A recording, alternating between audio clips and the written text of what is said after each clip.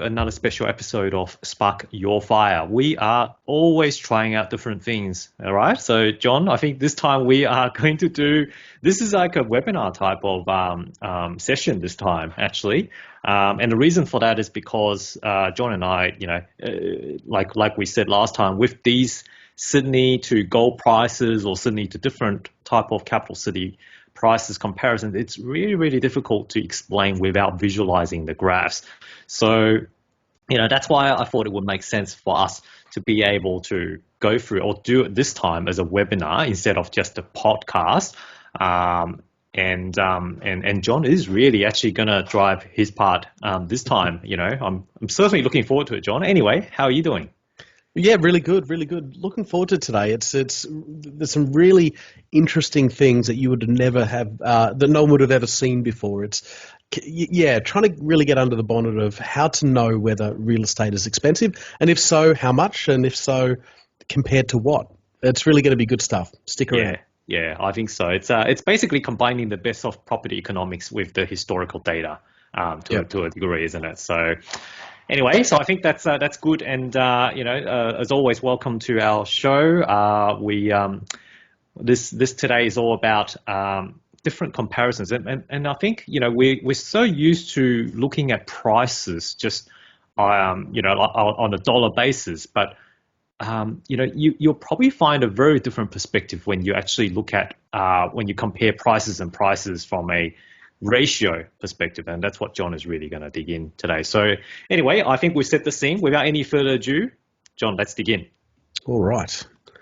So we are trying to answer the question whether or not property is expensive right now, and we're going to build up to some fairly unique analysis. But I want to start at the very beginning. This is what Sydney house prices have done. Now this is house prices. It doesn't include units. So it's median house prices for Sydney since 1979, and this goes right up to June 2022. So it's about a month old. It's pretty current. And the main thing, there are two really important things to note here. But one is this actually validates your grandparents' instructions when they said go out and buy real estate, because we're told that we're a bit silly if we say, real estate always goes up. And while it's not exactly true every year, it's true over long periods of time. So this is an upward sloping chart, and real estate does go up. And when anyone tells you you're too simple to think that, it's actually not true. Real estate does actually go up over time, with some exceptions, over short periods of time. That's the first thing. The second thing is that real estate has become actually fairly volatile since 2008. So 2008, I'm not sure if you can see my cursor, but it's around here. It's about 2/3 of the way through the chart. And up until 2008, the GFC, real estate had its ups and downs, but it was fairly stable. It was like this ongoing inflation hedge. After 2008, everything changed, and real estate went from this sort of linear, smooth upward trajectory with peaks and troughs to a series of V-shaped booms and busts. Now, what happened in 2008? The GFC, obviously, but we've had essentially zero interest rates ever since. So this is the, quote, stabilizing influence of zero interest rates. It's been very destabilizing. And this is what an economy looks like without savings, right? We don't have savings necessarily. This is what it looks like when we have hyper central bank intervention. That's just my contribution there. But volatility since 2008, I think, is the message. And as we start to bring our analysis into the present, what we've seen in the past is there are V-shaped recoveries. My guess is there'll be another V-shaped recovery this time. It's a series of short, sharp corrections followed by stimulus. Now, they didn't last very long, aren't they? Looking at those, no. Mm-hmm. I mean, you know what? Like, it's a long time series, so those periods feel longer than they are. But when you zoom out, it's quick. It's quick. In terms of those metrics, are they looking at 3-6 months on that, or are they looking like more like years? Because I think the axis is probably a bit too small for people to read. That's what my concern is. So, can you just give us a bit of quantifying in terms of how that, what those V shapes usually, on average, would be lasting for? Right. Okay. So the V shapes are about a year. About a year. A year to 18 months. Yep. Depending on the V shape. So that's just the general shape of real estate in Sydney, and you can extrapolate that across other capital cities as well.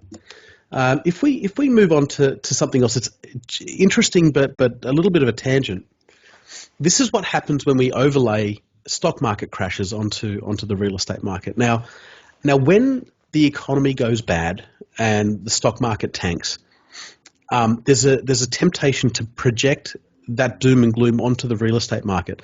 But actually, if you look at the historic performance of real estate during real estate crashes, it's very impressive. So 1987, when real estate crashed by 25% in one day, real estate went up very, it's hard to tell when we zoom out this much, but that was a very big period of time for real estate appreciation. The dot-com crash in 2000, it went up very, very steep. Part of that was actually the Sydney Olympics as well, but real estate went up very, very aggressively then. The GFC, so there's a little bit of a dip, followed by an upward movement in real estate prices.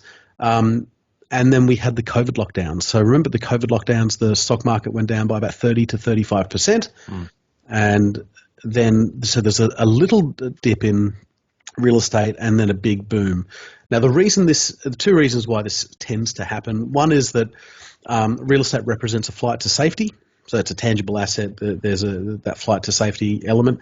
And two, because real estate is quite illiquid, what tends to happen is the central banks come in to stimulate, to offset the impact of the stock market crash. But because real estate isn't liquid enough to get affected by the stock market crash, it catches the upswing and the stimulus, but it doesn't catch the fear of the stock market crashes. I thought this was quite interesting as well. Yeah. No, indeed, it's always interesting to see, especially when you put it this way in comparison to the key events that we've known, the GFCs, the dot-com crash. How has property performed across those periods when the stock market, we all know, had a bloodbath because of its liquidity, whereas property seemed to be standing pretty well, I got to say. Yeah. And look, at the moment, our stock markets, or the key indices, are off about 30% in the US as well, although that happened over a much longer period of time. And you've just got to ride through these little dips to catch the big upswing, which often, but not always, follows. The next slide is really interesting as well. So the other conversation that's happening at the moment is interest rates are going up, therefore real estate must go down. And there is a correlation, but real estate's a highly leveraged asset, so of course there's a correlation between higher interest rates and lower house prices or lower asset prices. However, this is that same Sydney house price chart with periods of rising interest rates highlighted. So you've got that period from 1960 to 1990. The 60s actually interest rates went up and down, but I broadly sort of included that. And we know that the interest rates in the late 80s were very high. Then we've got that period from 2001 to 2008 that there were rising loan prices or loan rates, and a brief period at the end of the last decade. But interest rates are generally speaking going down, actually. But what we see here is that real estate prices are broadly speaking rising even when interest rates go up. You could make an argument that real estate prices dip after they've finished raising interest rates. So you can see that between 2001 and 2008. So you could certainly make a case that there's an impact towards the end of a real estate tightening cycle. It's probably a fair comment.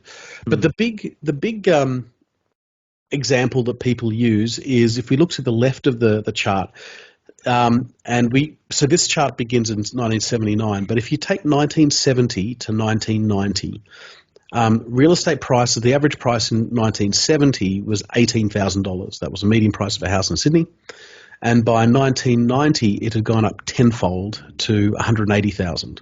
Wow. So 20 years, 10x gains, and interest rates were rising that whole time, or broadly speaking.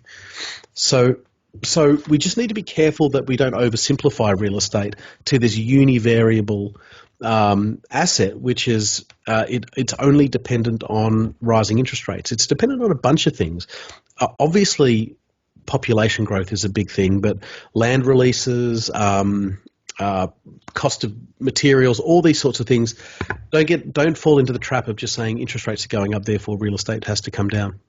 And John, I think one more thing to add as well. Yeah. I was wondering why that V-shaped dip around the 18s, the 17s and the 18s to the 19s, right? And I remember that was when APRA pulled the handbrake in Yes, terms of the lending. So, that's such a good point. yeah, and so to add on to your point, definitely not a uni metric in order to evaluate this. There's a lot more factors, including how easy to be able to access credit is also an important factor as part of Yes. this consideration. Yeah, and I like your analogy. Pulled the handbrake up. It was very much like that. They didn't touch interest rates, but they tightened lending, and they had a bigger impact, you might say, than the higher interest rates. Yeah, Um, absolutely. so that's really interesting. So that's just context building. Now, obviously, you can't look at this chart without noticing the far right, which is almost a vertical move in real estate since sort of early 2020, maybe midway through 2020, and we'll discuss that. But real estate is expensive at the moment. It's always expensive. Now, what I want you to take away from this is, I don't think we should be judging how expensive real estate is from this chart of nominal house prices. I think there are other ways to look at it, and we'll get into that. Okay, now I've gone straight into something that's quite interesting. But if we're saying that you can't, so what my ultimate thesis is in a period of inflation, and some periods are more inflationary than others, and other periods are less inflationary. But we have a permanent inflationary system. So either there's inflation of 3 or 4%, or there's inflation of 8%, but there's always inflation, and therefore it's very difficult to assess over and undervaluation without using ratios. So when they say Sydney's really expensive, the question to ask is compared to what? So the next couple of slides we're going to ask, which is the most expensive capital city in Australia, looking at house prices. And I've flicked onto this slide probably too early, but this is the Sydney to Brisbane ratio. And this is how you have to look at this stuff, because you have to ask, is Sydney expensive compared to Brisbane, or is Brisbane expensive compared to Sydney? Now, Brisbane is a much cheaper capital city. Obviously, you can buy a price for, say, 30 or 40, property for, say, 30 or 40% less, but that's too simplistic. The way we should be thinking about it is, if we look at the ratio of Sydney to Brisbane house prices, when is Sydney expensive and when is Brisbane expensive? And when we look at the Brisbane to Sydney ratio, it's always bouncing between, let's say, Sydney being twice as expensive, 200%, to 150% the price of a Brisbane property. So it's bouncing between 1.5 times a Brisbane house price to twice a Brisbane house price. The average since 1979, and this is length of this data set, the average is that Sydney is 170% the price of a Brisbane property. And on average, that Sydney is cheap compared to Brisbane when it dips to about 150%. And it's expensive when it gets to twice as expensive. So 200% expensive, 150% cheap. And currently, Sydney is 155% the median house price of a Brisbane home. And again, this is pre-July numbers, so July would have exacerbated this a little bit. It suggests that Sydney is at the cheaper end of this range, and it's likely to hit 150% and then start bouncing up. So shortly, Sydney is likely to start outperforming Brisbane. Now, what that means, now both Sydney and Brisbane can be coming down, but what this is suggesting is that in about 3 months or so, Brisbane will be falling faster than Sydney.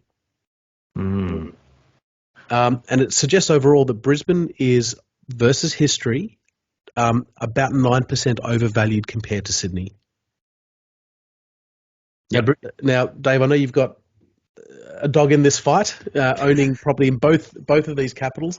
But what do you think of this as a concept, and is this how you kind of, because you're watching both of these markets, is this where you feel the market is at? Look, I do agree in that sense, because Brisbane just had one of the biggest rises. Well, we're talking about probably 30% in the last 12, 24 months, right? In comparison to what Sydney has. So if we're talking in terms of the dollar value, sure, Sydney is always much more expensive. But yeah, if you put into this type of context to say, if we do a city to city match ratio and map it out just like the graph in front of us, yeah, this is an interesting trend. I do think that at the moment, because of the Brisbane property prices are still fairly high, that's why, and Sydney has already dropped, as you can see in the last few months. That's why you can see that sharp decline, right? Literally for the last 2 to 3 months.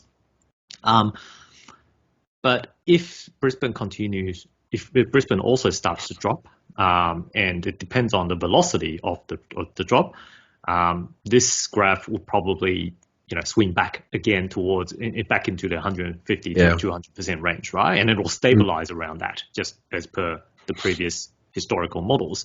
But yeah, it is an interesting concept because Brisbane, if we look at the biggest one, the Brisbane was overvalued around 2009, that period of time, right? So that's when it dipped way below 150. What was the key events around that time? That was when GFC hit, 2008, 2009? Yes, that's right. So it suggests that in the lead up to the GFC, Brisbane became more overvalued than Sydney. Like in a sense, it became the most overvalued Brisbane ever was actually in the lead up to 2008. But I'm wondering, is that when were the Brisbane floods? That had a multi-year impact on Brisbane real estate. It flooded around. I think it was around the early 2010s. Which is when it starts to come back again towards that period. I think if you look at from 2009, it starts to go back up, right? Yeah. So it could have been around that period if my memory serves me right.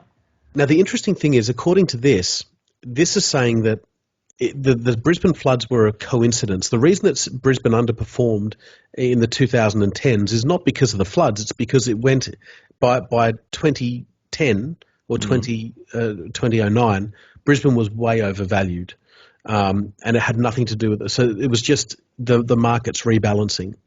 And then, of course, it's peaked when Sydney became hyper expensive in 2017. And it's sort of been zigzagging ever since. So 2017, then Sydney became overvalued compared to Brisbane. And then we had this sort of zigzagging a little bit until 2021, let's say midway through 2021, Sydney prices have crashed relative to Brisbane prices. And that's why you have this vertical fall where Brisbane went up, say, 20%, and Sydney hasn't done anything in the last 12 months. So very interesting there. It is indeed. All right, let's look at another couple of capital cities. Melbourne to Sydney. Now, Melbourne and Sydney are very comparable cities. They're the most liquid markets. They're the biggest capitals, and so on. So here we have the Melbourne to Sydney ratio. When the chart goes up, Sydney's expensive, and when the chart goes down, Melbourne's expensive. And right now, and that dotted line that runs through, that's not the average. That's a trend line. So the average and the trend line aren't the same thing. But right now, Sydney and Melbourne are in almost perfect equilibrium. So Sydney is usually about 140% of Melbourne prices. So we're about 40% dearer than Melbourne on average. And currently we're 42% more expensive than Melbourne. So Sydney is about 2% overvalued compared to Melbourne. So if you had to choose between Sydney and Melbourne and you wanted to buy into the cheaper market, you'd say Melbourne is slightly cheaper than Sydney by about 2%. I wonder what, after a few more months of, I guess, price decreases, whether this is going to invert. Yeah. I mean, I'm not quite sure what happens next. My guess is that Melbourne will overperform Sydney for a little while. But, there are periods of, like, Adelaide's a good example. I don't have a chart on Adelaide. Adelaide has felt like it has gone up very quickly and very pronounced over only a couple of years. This data would suggest it was just catching up. Adelaide is not overvalued. Adelaide is still slightly undervalued compared to its historicals. So it's a way to say, are we catching up or are we overshooting? Right now, this sort of Melbourne was overvalued in about 2018 when it had all the population growth, and that sort of lead up to COVID. And it has languished compared to other markets, but actually it was kind of overvalued before the COVID lockdown. So. Yeah, no, this is definitely interesting. So I guess, for investors who's looking at Melbourne right now, it's kind of at the equilibrium. If you're buying into Melbourne into current prices in comparison to Sydney, you're probably not going to get much of That's much right. much more value if as compared if you're buying something in Sydney, isn't it? 100%. Yeah. So these two markets are pretty similar. They're in balance. But the next market we're going to look at is not in balance. This is where the biggest arbitrage opportunity is. Perth. Perth is undervalued by about 30%. So let's have a look. This is the Perth to Sydney ratio, and the higher it goes, the more expensive Sydney is, and the lower it goes, the more expensive Perth is. Now, this is about as out of whack as Sydney and Perth have ever been, at least since the 80s, right? Yeah. So here we have a situation where the average since this data set doesn't go back quite as far, but the average since 1990 is that Sydney is 80% more expensive than Perth. So it's 180% of the Perth price. Yeah. Currently, Sydney is at 236% of the average Perth property, which is to say that Sydney is about 30% overvalued compared to Perth, or Perth is 30% undervalued compared to Sydney. And when we look at the gold ratios, this really jumps out as well. Perth is very, very undervalued compared to gold as well. So these are like real. This is more than Perth feels. It feels cheap and it's due a correction. Like we can validate Perth is cheap. This is historically very out of whack, and it should, and it seems to be starting already, correcting towards that mean. Yeah, wow, it's interesting. Before it starts to turn around, which is I'm assuming that's when Sydney property prices starts to turn around, right? Yeah. It almost hit 250%, which means Sydney property prices was about 2.5 times as what Perth prices would be That's right. at that point. And that dotted line is still trending down as well. Yeah. Which is interesting. So that explains why there's so many investors eyeing Perth at the moment, just because they've got so much value in terms of, every dollar that you invest into Perth is working really, really hard in comparison if you're living in Sydney. And funny enough, John, if you're not a Sydney buyer's agent, I would have thought that you're looking at basically helping to invest in Perth. Look, if you're looking to invest in Perth, this would suggest that's a very wise decision, but I can't help you there. But look, this is the last of the Sydney versus other capital cities. You could do Sydney to Canberra and so on, but let me sort of just tie a bow on this, because we'll look at gold in a few moments. This would suggest, and the gold metrics would suggest also, that Brisbane is the most overvalued city in Australia right now. Now, of course, it's not as expensive as Sydney, but in relative terms, it is more expensive than Sydney. It's certainly more expensive than Brisbane historically. The most undervalued city in Australia is Perth by a lot. So Brisbane's about 21% overvalued. Perth is about 30% undervalued. Did I say Brisbane's overvalued? Perth is undervalued. Yep. And this sort of unfairly promotes Sydney to like the anchor city, like the city against which we compare. But generally, Sydney is a little bit overvalued. So Sydney is single digits overvalued, as is Melbourne. And the two undervalued cities in Australia are Perth and Adelaide. There you go. Good summary. I think that's a great summary.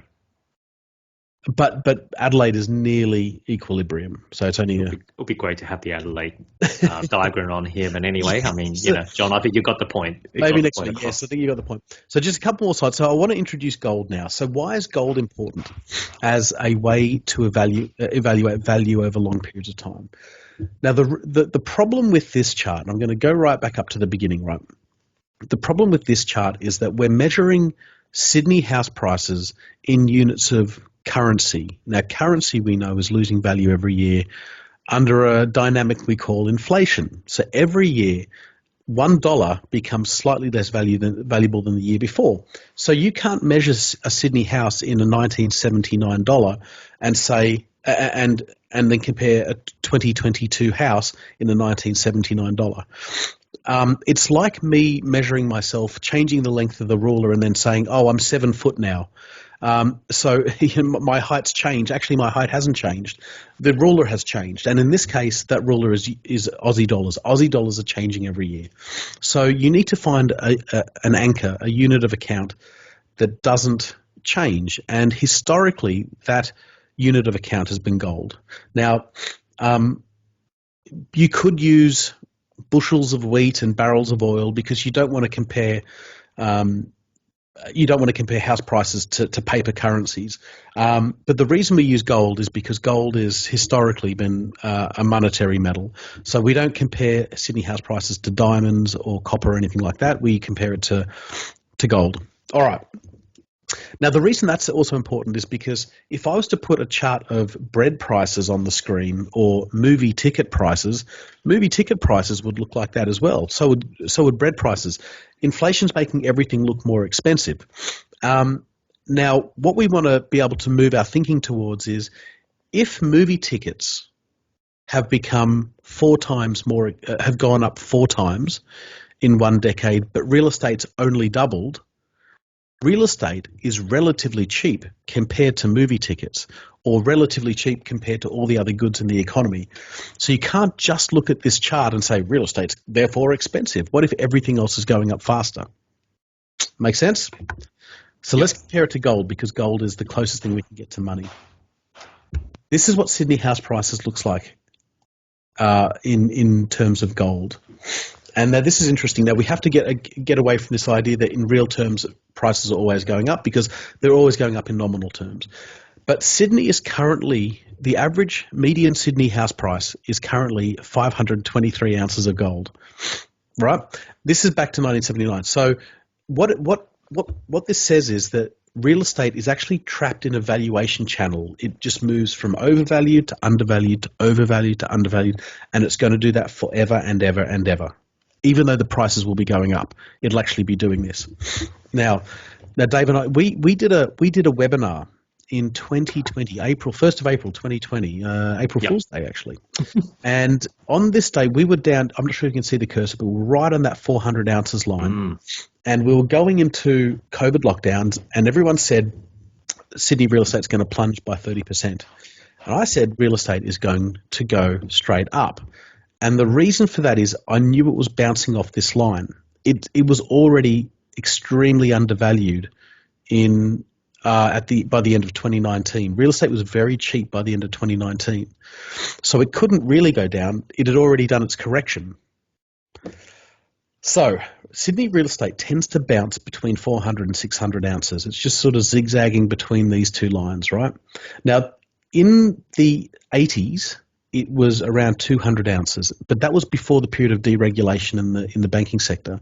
So once competition was introduced, real estate prices shifted up to about 400 ounces, and then they've been zigzagging ever since. We went into a hyper bubble in about 2004, straight after the Sydney Olympics, but that was also a hyper bubble in all of the capital cities.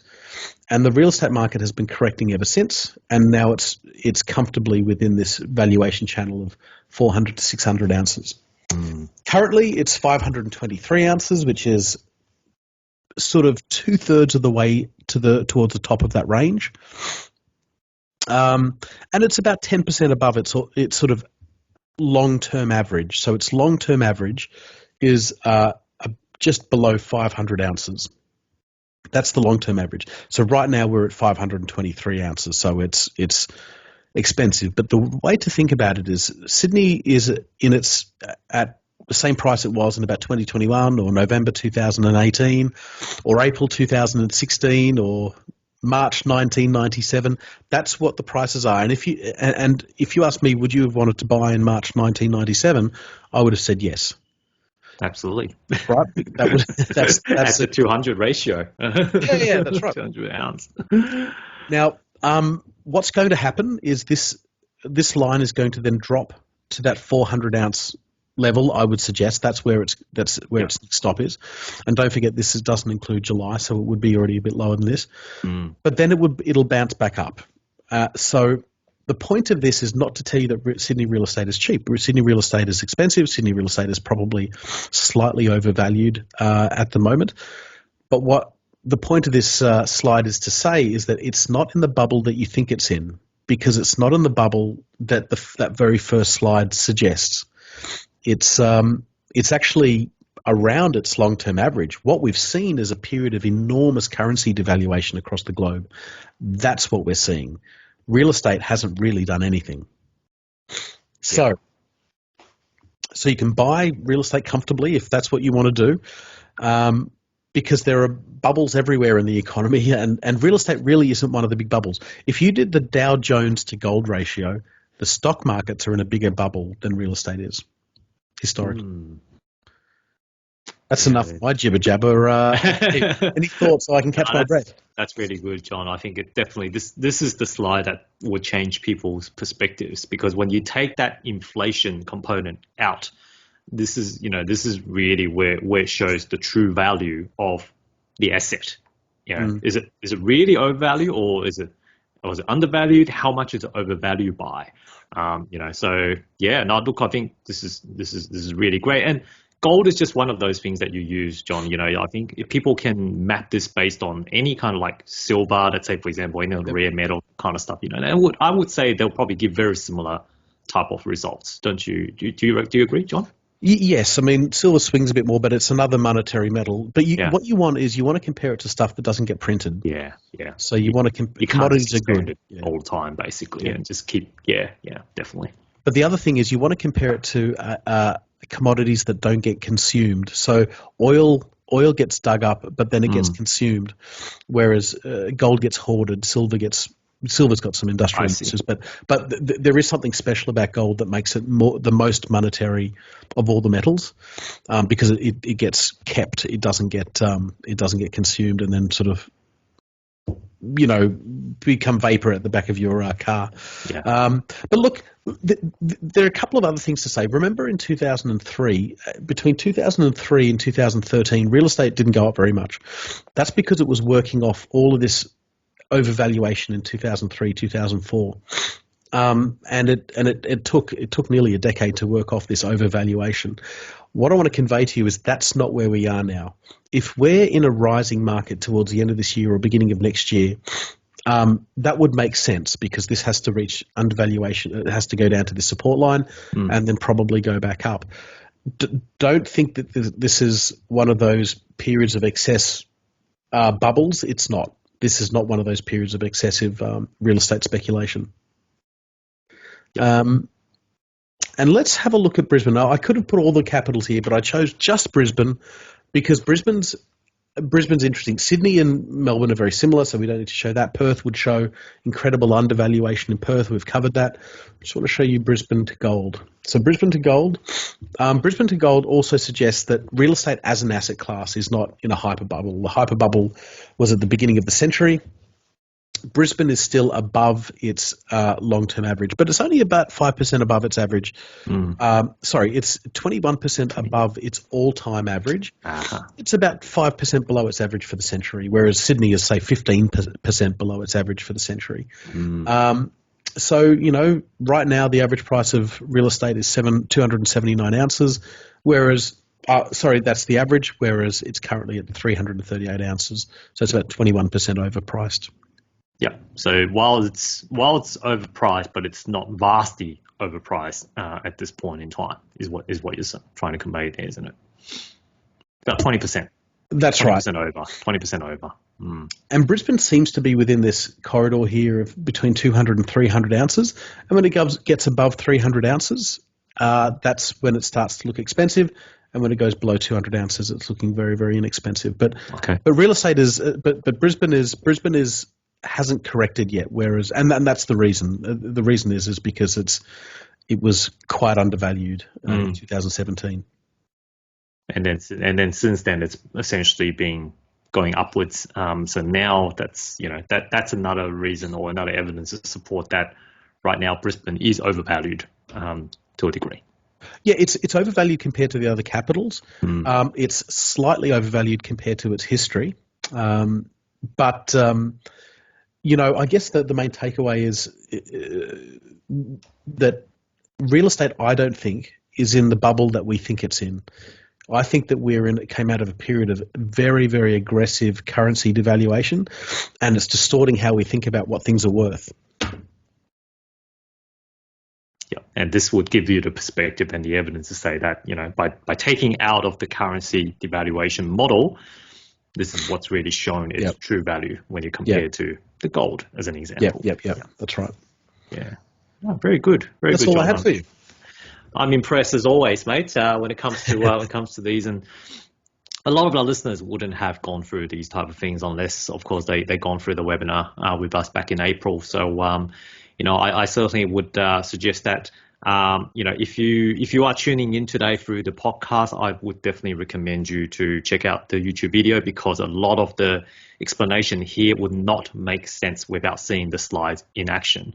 And look, John, you've done a fantastic job when explaining it too. So, I think, as always, it's impressive. But yeah, definitely, we'll put the link in the in our podcast as well, just so that people can access it. Any final remarks, John, on this? No, I mean, I'd say that the next move in real estate will be down, but it won't be down for it won't be a prolonged period of correction. I don't think, unless we start to get hyper undervaluation, in which case we should all be licking our chops. Yeah, that's right. All right. Okay. Well, thank you, John. As always, it's fascinating stuff. To our listeners, thank you for joining us today for a special episode. And look, I think if you've got any questions for John about today's content, feel free to drop us a line, any email, or anything like that, or just comment below, because this will be put on the YouTube channel. So, if you got any questions that you would like to ask John, just basically chuck the question down there, and John and I will definitely try to do our best to answer any of the questions that you have. But otherwise, we will see you again in another episode of Spark Your Fire. Thank you, John and David.